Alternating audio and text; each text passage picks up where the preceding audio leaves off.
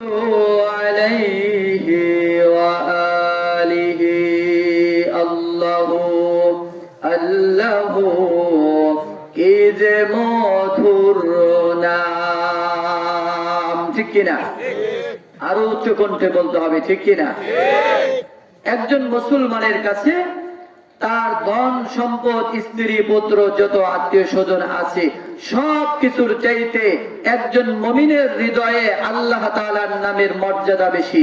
চিৎকার দেয়া বলুন কথা ঠিক কিনা আরো জোরে বলতে হবে ঠিক কিনা এজন্য যারা বাহিরে দাঁড়িয়ে আছি সকলকে বলবো, যেহেতু কোরআনের মাহফিল আগামীকাল হবে না, কি বলেন হবে নাকি?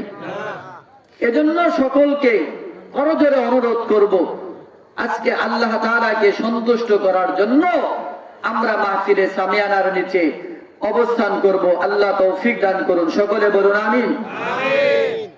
যদি আল্লাহর ভালোবাসা আমাদের থাকে, কি বলেন ঠিক না ঠিক? আল্লাহর ভালোবাসা চাই কিনা, কি বলেন চাই না? আল্লাহ আল্লাহ কি যে মধুর নাম, ধরার তামাম মনে মুকুতা হীরা পান্না সোনা দানা, হয় না যে তার দাম। আল্লাহ আল্লাহ কি যে মধুর নাম, লা ইলাহা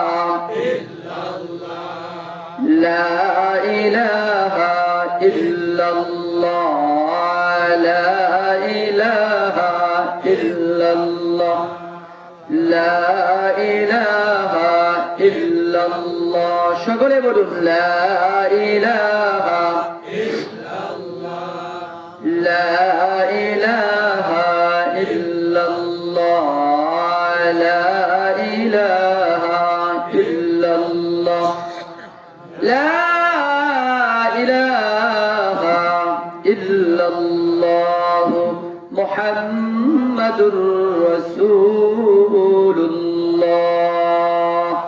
সাল্লাল্লাহু আলাইহি ওয়াসাল্লাম।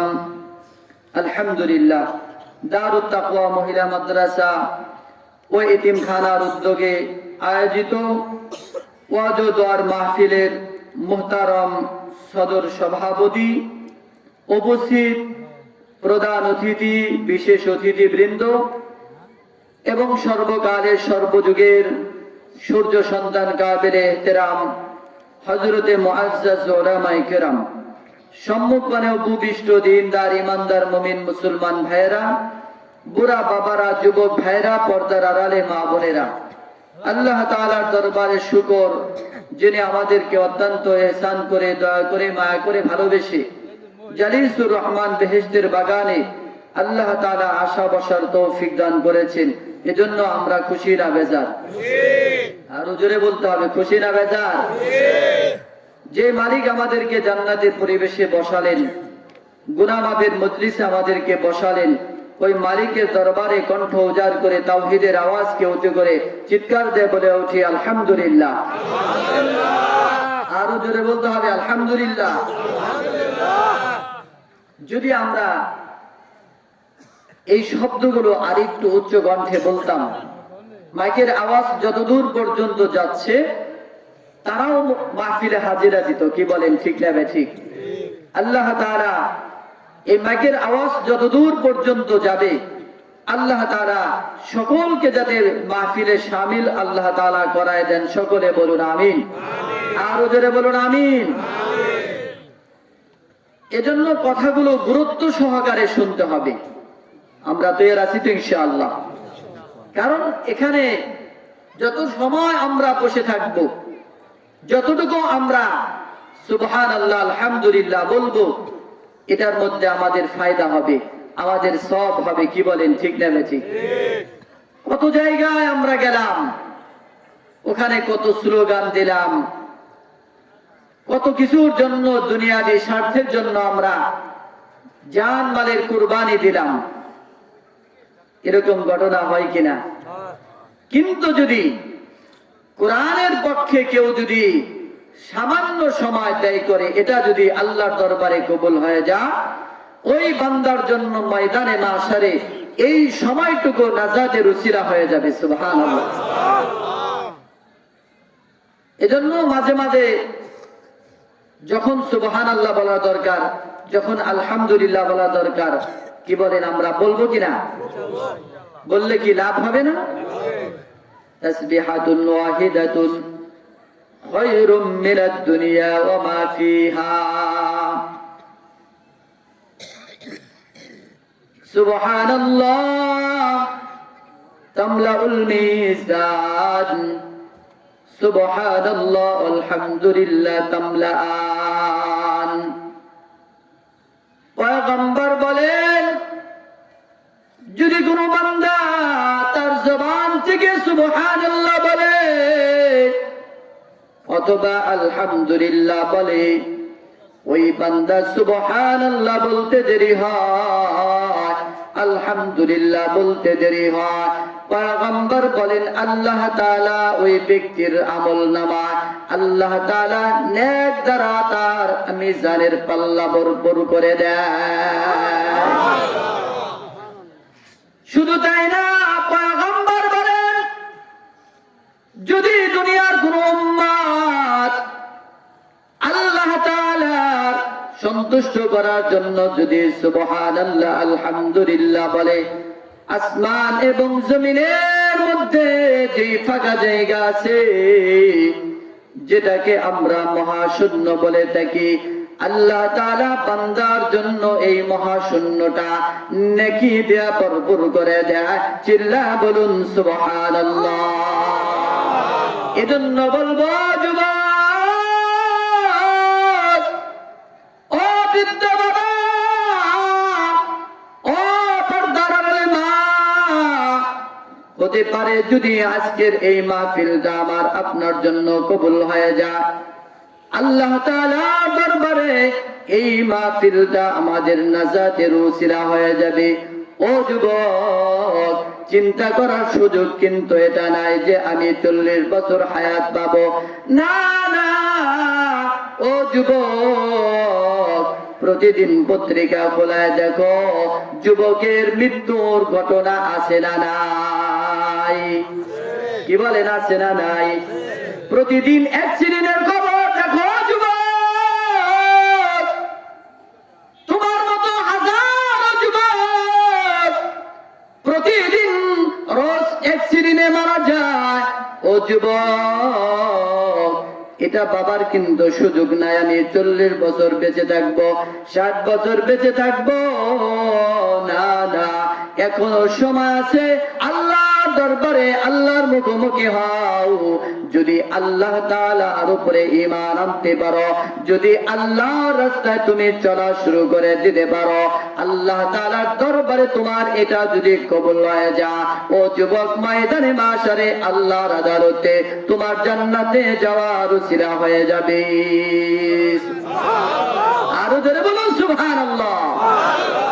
এজন্য বাবা, ও যুবক ভাই, ও বৃদ্ধ বাবা, এজন্য বলবো আজকের এই মাহফিলটা, এই জমিনটা আল্লাহ দরবারে সাক্ষী দিয়ে বলবে, আল্লাহ তোমার এই বান্দাগুলো আমি জমিনের উপরে বসিয়া তোমার কোরআনের আলোচনা শুনছে, চোখের পানিগুলো ছেড়ে ছেড়ে মোনাজাত করে বাড়ি ফিরে চলে গেছে। আল্লাহ গো, তোমার এই বান্দাকে আমি জান্নাত জাহান্নামে যাইতে দেব না। আল্লাহ, তোমার এই বান্দার জন্য আমি মাটি সাক্ষী দিলাম, তোমার এই বান্দা বান্দিগুলোকে তুমি জান্নাতের মেহমান বানায় দাও। আরো ধরে বলুন সুবহানাল্লাহ। শুধু তাই না, ও যুবক, যে কোরআনের মাহফিল, এই কোরআনটা ময়দানে মাশারে আল্লাহর আদালতে দাঁড়ায়া বান্দার জন্য সাক্ষী দিবে। চিল্লা বলুন ঠিক কিনা? আল্লাহর পয়গম্বর বলেন, আল কুরআন হুজ্জাতুল লাকা আও আলাইক। কোরআনটা কোন কোন বান্দার পক্ষে সাক্ষী দিবে অথবা বান্দার বিপক্ষে সাক্ষী দিবে। আল্লাহ তাআলার বান্দা যেদিন জাহান্নামের দিকে দৌড় দিবে, আল্লাহর কোরআন দ্বারায় বলবে, আল্লাহ তোমার এই বান্দাকে আমি কোরআন জাহান্নামের আগুনে জ্বলতে দেব না, কারণ তোমার এই বান্দা আমি কোরআনের জন্য রাত জেগে জেগে কোরআনের তাফসীর শুনেছে। আমি কোরআন তোমার এই বান্দার জন্য দাঁড়ায় গেলাম, তোমার এই বান্দাকে আমি কোরআন জাহান্নামে পড়তে দেব না। চিল্লা বলুন না আল্লাহু আকবার। আর যারা কোরআনকে অবমাননা করবে, যারা কোরআনের পক্ষে থাকবে না, যারা কোরআনের পক্ষে স্লোগান দিবে না, যারা আল্লাহর পক্ষে স্লোগান দিবে না, যারা পয়গম্বরের পক্ষে স্লোগান দিবে না, আল্লাহ তাআলার ওই বান্দার বিরুদ্ধে কোরআন দাঁড়ায় যাবে আর বলবে, আল্লাহ তোমার এই বান্দাকে আমি কোরআন জান্নাতে যাইতে দিব না। চিল্লা বলুন না নাউযুবিল্লাহ। আরো জোরে বলুন নাউযুবিল্লাহ। আমার ভাইরা বন্ধুরা আমার, আল্লাহ তাআলার কালাম দ্বারায় বলবে, আল্লাহ তোমার এই বান্দা আমি কোরআনকে দুনিয়াতে অবজ্ঞা করে চলেছে, আল্লাহ তাআলা কোরআনের শাফাআতে ওই বান্দাকেও জাহান্নামে ফেলে দিবে। চিৎকার দেয়া বলুন নাউযুবিল্লাহ। ময়দানে মাশারে আল্লাহর আদালতে কোরআনের শাফাআত ছাড়া, আল্লাহ পয়গম্বরের শাফাআত ছাড়া একজন ব্যক্তিও জান্নাতে যাইতে পারবে না। চিল্লা বলুন কথা ঠিক কিনা? আরো করে বলুন ঠিক কিনা? ওগো নবীর উম্মতেরা ওয়ে আজি দিশাহারা, কোরআন হাদিসের জন যখন যাহা চাই মনে, নবী বিনে কে তরাবে পুলসিরাত মিজানে, নবী বিনে কে তরাবে পুলসিরাত মিজানে। নবী আমার জীবন বারে দিনের লাগি কষ্ট করে, দান দান শহীদ করিলেন ওহুদেরই ময়দানে, নবী বিনে কে তরাবে পুলসিরাত মিজানে, নবী বিনে কে তরাবে পুলসিরাত মিজানে। এতিম ছিলেন নবী আমার,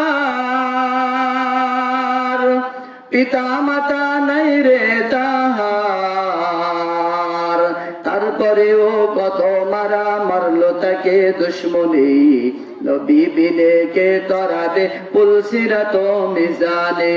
ঠিক কিনা? আর ধরে বলুন ঠিক কিনা? আমার ভাইয়ারা, ময়দানে মাশরে আল্লাহ তাআলার আদালতে পয়গম্বর যদি আমাদের পক্ষে শাফাআত করে, তবে মাত্র মালিকের তৈরি জান্নাতে যাইতে পারবো। চিল্লা বলুন কথা ঠিক কিনা? এজন্য আল্লাহ তাআলা পয়গম্বরের শাফাআত কেমনে পাওয়া যাবে? আল্লাহ তাআলা মুমিন বান্দাদেরকে ডাক দিয়ে বলছে, আল্লাহকে ভয় করো, মুসলমান না হয়ে মৃত্যুবরণ করবা না। বলুন তো নির্দেশটা কার? আরো জোরে বলুন নির্দেশটা কার? আমাদের মালিককে জোরে বলুন। হয় নাই? উচ্চ কণ্ঠে বলুন আমাদের মালিককে। আরো জোরে বলুন আল্লাহু আকবার।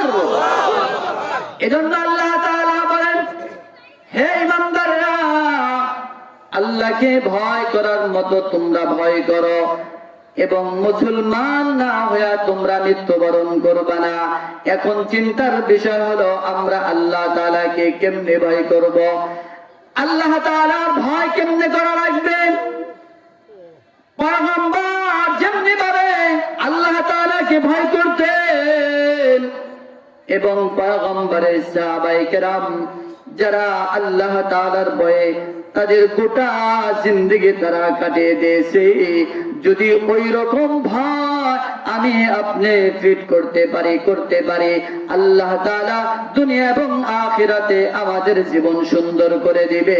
চিৎকার দেয়া বলুন কথা ঠিক কিনা? আল্লাহ তাআলার দরবারে কেমন ভয় ছিল? এক নাম্বার, আল্লাহ তাআলা ইমানদার বান্দাদেরকে ডাক দিয়ে বলছে, হে ইমানদারেরা, তোমরা আল্লাহকে ভয় করার মতো ভয় করো। আমার ভাইরা, বন্ধুরা আমার, সর্বপ্রথম খেয়াল করতে হবে আল্লাহ তাআলা ঈমানদারদেরকে ডাক দিয়েছেন, আমরা কি আসলে ঈমানদার কিনা? যদি আমরা ঈমানদার হয়ে যাই, আল্লাহ তাআলার পক্ষ থেকে যত পুরস্কার আছে আমাদেরকে দান করবে। আল্লাহ তাআলার জমিনে মুমিনদেরকে আল্লাহ তাআলা বিজয় দান করবেন। আল্লাহ তাআলা ওয়াদা দিয়েছেন, জোরে বলুন সুবহানাল্লাহ। আল্লাহ তাআলা বলেন, ওয়ালা তাহিনু ওয়ালা তাহজানু ওয়া আনতুমুল আ'লাউনা ইন কুনতুম মুমিনিন। আল্লাহ তাআলা বলেন, হে বান্দারা, যদি তোমরা মুমিন হয়ে যাও, ভয় পেও না, চিন্তিত হয় না, বিজয় আমি আল্লাহ তাআলা তোমাদেরকে দান করব। চিৎকার দিয়ে বলুন আল্লাহু আকবার। আর জোরে বলুন আল্লাহু আকবার।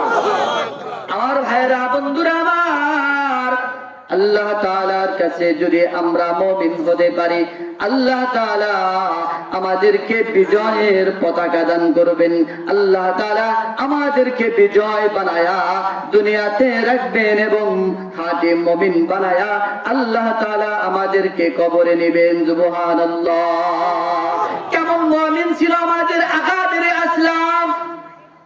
যদি আমরা আল্লাহর কাছে খাঁটি মুমিন হয়ে যাই, আল্লাহর কাছে যদি আমরা সত্যিকার মুমিন হতে পারি, এই মুমিনের দাম আল্লাহর কাছে এমন, আল্লাহ তাআলার কোন মুমিন বান্দা যদি আল্লাহর দরবারে কোন জিনিসের প্রার্থনা করে, আল্লাহর কাছে প্রার্থনা করতে দেরি হয়, আবেদন করতে দেরি হয়, রব্বে কারীমের দরবারে লৌহে মাহফুজে ওটা মঞ্জুর হইতে দেরি হয় না।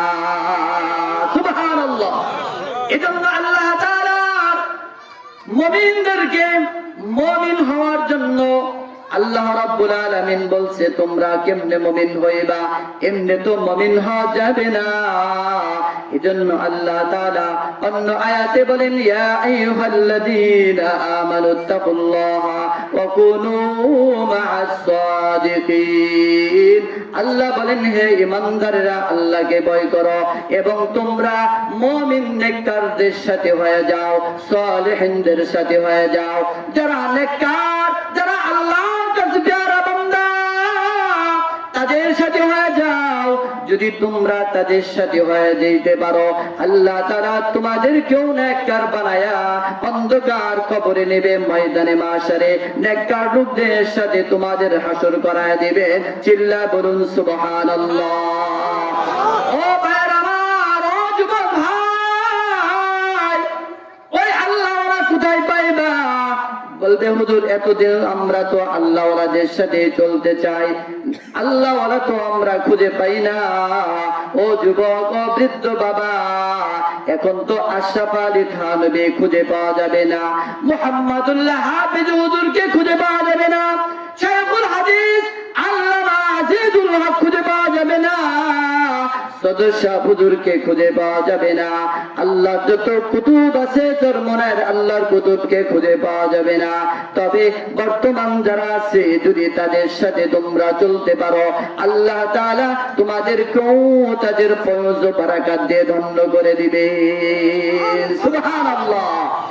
এখন তো মুহাম্মদুল্লাহ হাফিজ হুজুরকে পাওয়া যাবে না। আমার ভাইরা, আমরা যারা বড় বড় দোকান থেকে সদাই খাই, কি বলেন, খাই কিনা? যদি বড় দোকান বন্ধ থাকে, তারপরে কি সদাই কিনা বন্ধ থাকে নাকি? বড় দোকান যদি বন্ধ থাকে, প্রয়োজন মেটানোর জন্য ছোট দোকান থেকেও হলে মাঝে মাঝে সদাই খাওয়া লাগে, ঠিক কিনা? কখনো কখনো ভ্যান গাড়ি থেকেও সদাই কেনা লাগে, কি বলেন, ঠিক কিনা?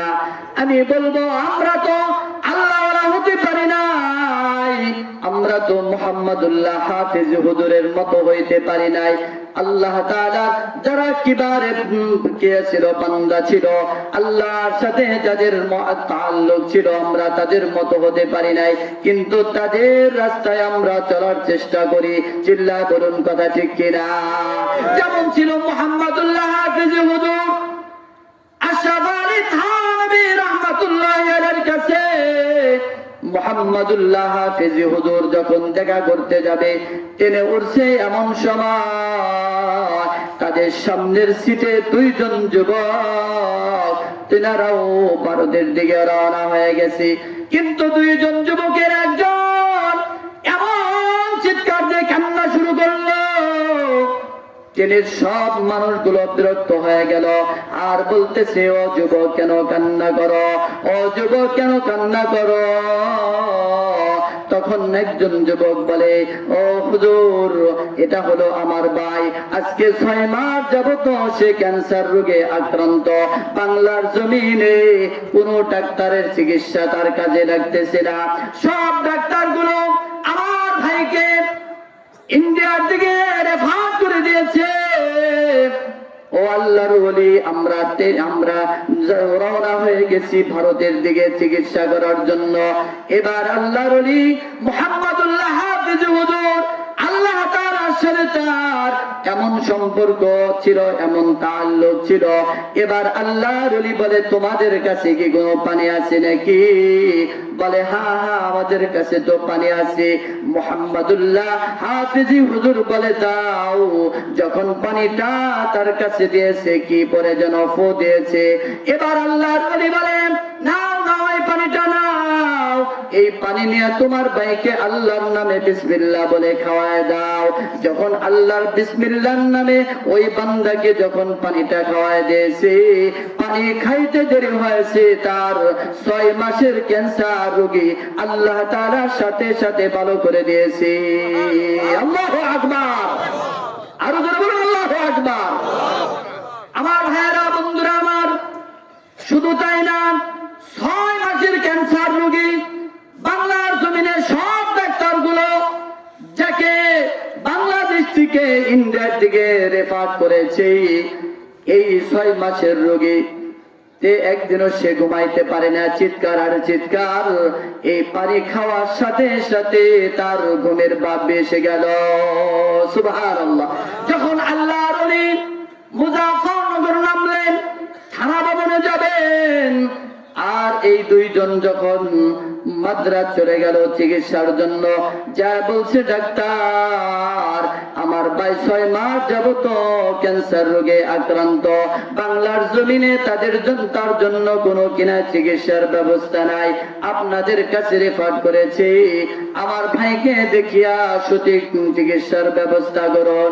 এবার ডাক্তার তার রিপোর্ট গুলো দেখিয়া তাকে আরো কিছু পরীক্ষা দিল। পরীক্ষা দিয়ে দেখে ওই বান্দার মধ্যে ক্যান্সারের কোনো আলামত তার মধ্যে পাওয়া যায় না। চিৎকার দেয়া বলুন সুবহানাল্লাহ। ডাক্তাররা বলে, তুমি তো ভালো মানুষ নিয়ে আসছো। না না, আমরা পরীক্ষা করে দেখলাম তার দেহের মধ্যে ক্যান্সারের কোনো আলামত নাই। বলে, হ্যাঁ ডাক্তার, আপনি কি বলেন? বাংলার জমিনে শত শত ডাক্তার বসিয়া তারা গবেষণা কইরা বলছে এই রোগের চিকিৎসা আমাদের কাছে নাই। বলে, এই যে দেখেন বাংলার জমিনের ডাক্তার যে রিপোর্ট গুলো তারা দিয়েছে, এই রিপোর্টটা আপনি একটু দেখেন, সব রিপোর্ট গুলো দেখে যে তার মধ্যে ক্যান্সার খুব বেশি হয়ে গেছে, ক্যান্সারে সে আক্রান্ত হয়ে গেছে। কিন্তু এখন পরীক্ষা করে দেখে তার মধ্যে কোনো ক্যান্সার পাওয়া যায় না। এবার ডাক্তার বলে, তোমার ভাইকে রাস্তায় কোনো ডাক্তার দেখাইছে কিনা? বলে, না না, কোনো ডাক্তার দেখাই নাই, কোনো ডাক্তারের চিকিৎসা নেই নাই। বলে, না না, অবশ্যই তুমি চিকিৎসা নিয়েছো, মনে করে দেখো। বলে, না না, কোন ডাক্তার আমরা দেখাই নাই, তবে ট্রেনের মধ্যে একজন পাগড়িওয়ালা যখন আমার ভাই চিৎকার দিতেছিল, একটু পানি পরে দিয়েছে, এই পানি পড়া খাওয়ায়া আমার ভাই ভালো হয়ে গেছে। চিৎকার দেয়া বলুন আল্লাহু আকবার। মাইলে মুমিন সুয়ে মুমিন নিশাওয়াত, মাইলে কাফির সুয়ে কাফির নিশাওয়াত। এক জামানা সোহবতে বাউলিয়া বেতরসদ সালাত বেরিয়া। এবার আল্লাহর ওলি পানি খায়া যখন বড় হয়ে গেছে, রোগীর ভাই বলে, ও ডাক্তার, কেনের মধ্যে একজন পাগড়িওয়ালা আল্লাহওয়ালা পানি পরে দিয়েছিল, পানিটা খাওয়ায়া আমার ভাই কান্না থেমে গেছে, ঘুমে পড়ে গেছে। এবার ডাক্তার বলে সেই পানিটা তোমার কাছে আছে নাকি? এবার বলে হ্যাঁ হ্যাঁ, অবশিষ্ট পানি এখানে আছে। ডাক্তার এই পানিটা নিয়ে যখন পরীক্ষা করলো, ল্যাবরেটরি ডাক্তাররা যখন পরীক্ষা করলো, পরীক্ষা করে দেখে যদিও এটা পানি, কিন্তু আসলে এটা পানি না, এটা হলো ক্যান্সার রোগের ঔষধ। চিৎকার দেয়া বলুন না আল্লাহু আকবার, আরো ধরে বলুন আল্লাহু আকবার। এবার ডাক্তাররা পরীক্ষা করে দেখে, ও আল্লাহর গোলাম, যদিও এটা পানির মতো দেখা যায়, আসলে এটা পানি নয়, এটা হলো ক্যান্সার রোগের মহা ঔষধ। এই ঔষধ খায় তোমার ভাই পরিপূর্ণ সুস্থ হয়ে গেছে, তোমার ভাইয়ের দেহের মধ্যে ক্যান্সারের কোনো আলামত নাই। চিৎকার দেয়া বলুন সুবহানাল্লাহ। আমার ভাইরা, ও যুবক, এখন কই পাইবা মুহাম্মাদুল্লাহ হাফিজুল্লাহ, কোথায় পাইবা শামালি নবী? এই যুগে যদি হক্কানি ওলামায়ে কেরামদের সাথে তোমরা সোহবত রাখতে পারো, তাদের সাথে তোমরা যদি মুহাব্বত রাখতে পারো, ময়দানে মাশারে এই আলেমরা তোমাদেরকে নিয়ে মালিকের তৈরি জান্নাতের মধ্যে ঢুকে যাবে। চিৎকার দেয়া বলুন সুবহানাল্লাহ। আমার ভাইরা, বন্ধুরা আমার, এজন্য আল্লাহ তাআলা বলেন, হে ঈমানদাররা, তোমরা আল্লাহকে ভয় করার মতো ভয় করো। মুসলমান না হয়া তোমরা মৃত্যুবরণ করবা না, মুসলমান না হয়া তোমরা কবরে যাইবা না। বলুন তো, আমাদের কবরে যাওয়ার দরকার আছে না নাই? কারা কারা যাবেন না দেখি তো? যাইবেন না? যাইবেন তো সবাই? কেউ যদি বলে যে না না, আমি কবরে যাব না, আমি মৃত্যুবরণ করব না, মৃত্যুবরণ যদি কেউ না করার ইচ্ছা করে, তারপরেও কি কেউ বাঁচতে পারবে নাকি? পারবে না, না, কেউ বাঁচতে পারবে না। সবাইকে আল্লাহর দরবারে হাজিরা দিতে হবে। এজন্য আল্লাহ তাআলার ভয় যদি কোনো বান্দার মধ্যে পাওয়া যায়, ওই বান্দা গুনাহ করতে পারবে না, ওই বান্দা আল্লাহর নাফরমানি করতে পারবে না, পয়গম্বরের সুন্নতের খেলাফ কোনো কাজ করতে পারবে না। চিল্লা বলুন কথা ঠিক কিনা? সে ব্যক্তি যদি রাস্তার ফকির হয়, তার মধ্যে যেমন মালিকের ভয় থাকবে, রাষ্ট্রপ্রধান যদি হয় তার মধ্যেও মালিকের ভয় থাকবে। চিল্লা বলুন কথা ঠিক কিনা? খলিফাতুল মুসলিমিন হযরত ওমর রাদিয়াল্লাহু তাআলা আনহু, উনি হিমসের গভর্নর করে বিখ্যাত সাহাবী আমর ইবনুল আসকে হিমসের গভর্নর করে তিনি পাঠিয়ে দিলেন। কিছুদিন পরে হিমসের মধ্যে দুর্ভিক্ষ শুরু হয়ে যায়। হিমসের গভর্নর আমর ইবনুল আস রাদিয়াল্লাহু তাআলা আনহু খলিফার কাছে চিঠি লিখলেন, খলিফাতুল মুসলিমিন, হিমসের মধ্যে দুর্ভিক্ষ দেখা দিয়েছে, মানুষের কামাই রুজির মধ্যে কোনো কি হইতেছে না, ব্যবস্থা হইতেছে না, খাবারের ব্যবস্থা নাই, বাসস্থানের ব্যবস্থা নাই। পয়গম্বরের খলিফা খলিফাতুল মুসলিমিন হযরত ওমরের কাছে চিঠি লিখলেন। খলিফা চিঠির জবাব দিয়ে বললেন, হে আমর ইবনুল আস, তুমি হিমসের যারা অসহায় আছে, গরিব আছে, তাদের একটা তালিকা আমার কাছে পেশ করো। আমার ভাইরা, এই তালিকাটা যখন পেশ করা হলো, দেখে লম্বা একটা তালিকা। এই তালিকার মধ্যে যারা অসহায়, যাদের চলার কোনো ব্যবস্থা নাই, এদের মধ্যে সর্বপ্রথম যার নাম আছে তার নাম হলো আমর ইবনুল আস, হিমসের গভর্নর। চিৎকার দেয়া বলুন না আল্লাহু আকবার, আরো জোরে বলুন আল্লাহু আকবার। আমার ভাইরা, হযরত ওমর ইবনুল আসের নামটা যখন দেখলেন ওমর রাদিয়াল্লাহু তাআলা আনহু, তিনি হতভম্ব হয়ে গেলেন। হিমসের গভর্নর হয়ে তাও সে তার নামটা উপরে আছে, তার মানে হলো আমর ইবনুল আস সবচেয়ে বেশি গরিব, ঠিক কিনা? অথচ সে কি গভর্নর, ওই এলাকার জন্য মন্ত্রী। আমাদের দেশের কথা না, আমাদের দেশের কি মন্ত্রীর কথা বাদই দিলাম, সামান্য মেম্বার হইলেই তো তার কয়েক বছরে সম্পদের পরিমাণ কি হয়ে যায় আপনারা সচক্ষে দেখতেছেন। কি বলেন ঠিক না ঠিক? কি বলেন ঠিক কিনা? প্রথম হাজির আমি ঘটনা সংক্ষেপে শেষ করে দিচ্ছি। হযরত ওমর রাদিয়াল্লাহু তাআলা আনহু তার সেবককে দিয়ে খবর পাঠালেন যে আমি হিমসে সফর করব। হযরতে ওমর রাদিয়াল্লাহু তাআলা আনহু সেবকের মাধ্যমে 100 দিনার তিনি পাঠায় দিলেন যে কি করো, আমর ইবনুল আসের কাছে তুমি এটা পাঠায় দাও, আমর ইবনুল আসের কাছে তুমি এটা দিয়ে দাও। দেখো আমর ইবনুল আস এইটা দেখি কি করে। যখন খলিফাতুল মুসলিমিনের পক্ষ থেকে 100 দিরহাম তার কাছে হাদিয়া আসলো, এবার হিমসের গভর্নর আমর ইবনুল আস বলে যে আমার ঘরে তো দুনিয়া ঢুকে গেছে, দুনিয়া ঢুকানো যাবে না। স্ত্রীকে বলে ও প্রাণের স্ত্রী, তুমি আমাকে সহযোগিতা করবে নাকি? বলে কি হয়েছে বলুন না। বলে আমার কাছে 100 স্বর্ণ মুদ্রা আসছে, এটা এক রাতের জন্য আমার ঘরে রাখা যাবে না, তুমি আমাকে হেল্প করো, সহযোগিতা করো।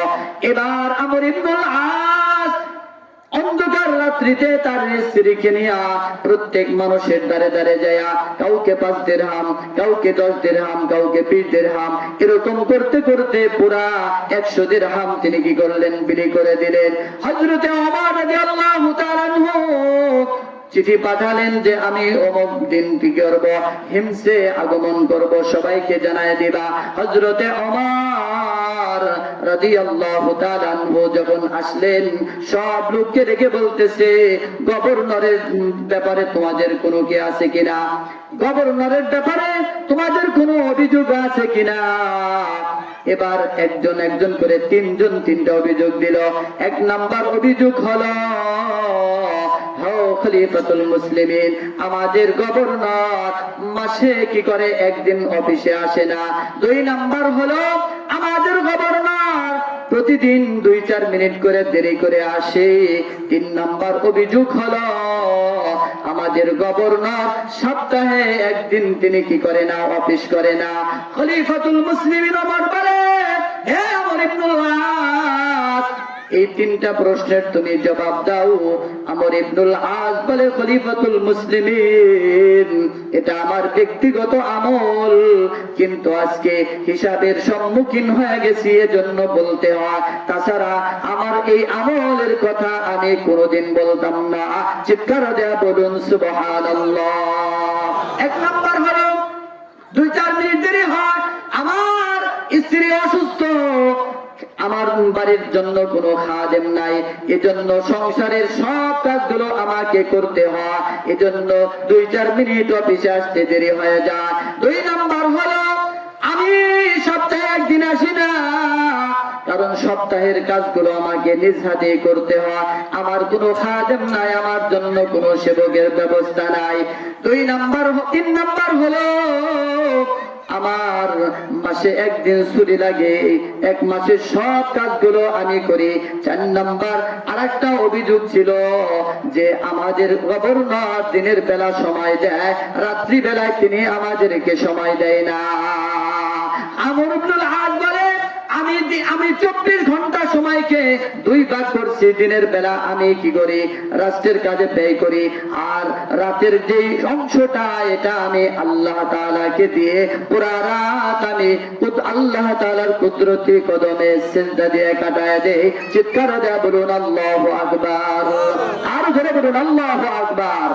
এই ছিল রাষ্ট্রপ্রধান, এই ছিল গভর্নরের হালাত। কেমন? এজন্য তার ভয়, যে আল্লাহর ভয়। এজন্য যদি এরকম আল্লাহর ভয় যদি আমাদের শাসকরা করত, এই দেশে দুর্নীতি হতো না। কি বলেন ঠিক না ঠিক?